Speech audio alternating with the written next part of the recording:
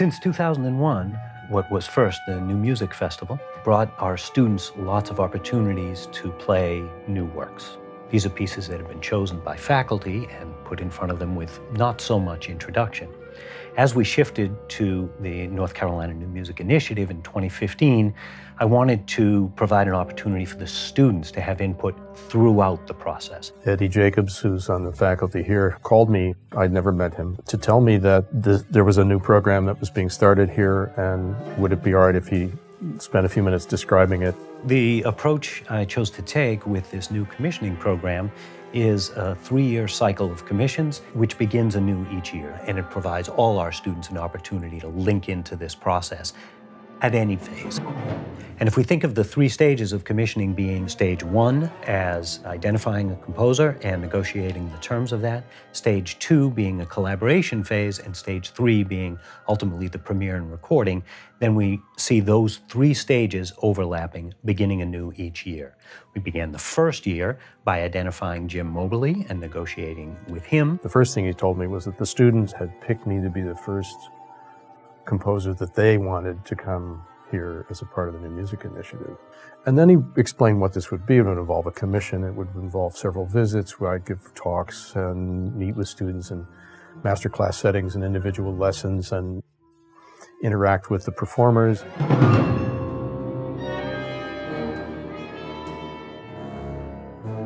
So we engage these composers through video, through Skype or FaceTime, and we video conference with students who come to these meetings.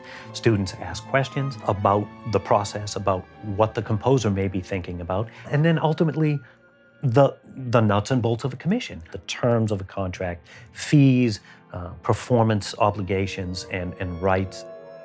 Then students have an opportunity to collaborate with the composer through a couple of visits over the second year. And the second time I was here, I was able to bring in some sketches of ideas and go to some rehearsals. I brought 6 segments of music sketches, and only one of them found their way into the piece that I wrote. And it was the section that got the most interest. During Jim's second year, we then negotiated terms with a second composer, Matthew Ricketts. I received an email from Eddie in January of 2016 saying that the students had chosen me to be the next composer collaborator in residence. This has been much more open and collaborative, and Eddie said right away, you can write for anything. You can write for any of the ensembles we have here. Usually a commissioner comes to you and says, we want you to write a piece for this instrumentation for this date, and it should be this long, whereas Eddie really wanted this to be a true collaboration. And so I asked about all the different ensembles, and I listened to some of the ensembles' recordings on YouTube that I found. And I finally decided that I'd like to write a piano concerto.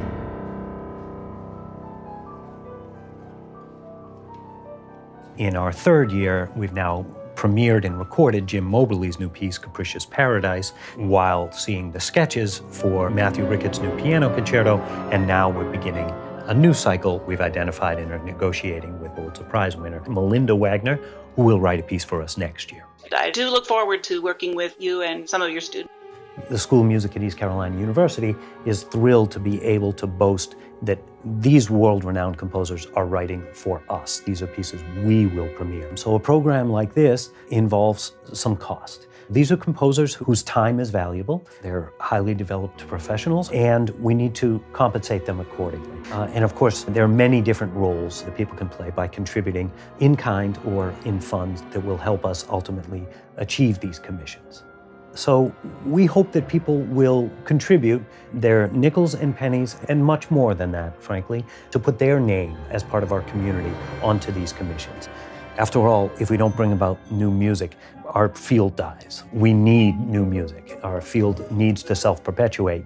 And all of us, no matter our role in the industry, need to play a role in nurturing the birth of new pieces. The fundamental lesson at heart here is that no matter your role in the world of music, whether you're a concert pianist or someone teaching middle school recorders, you can play a role in bringing new music to life.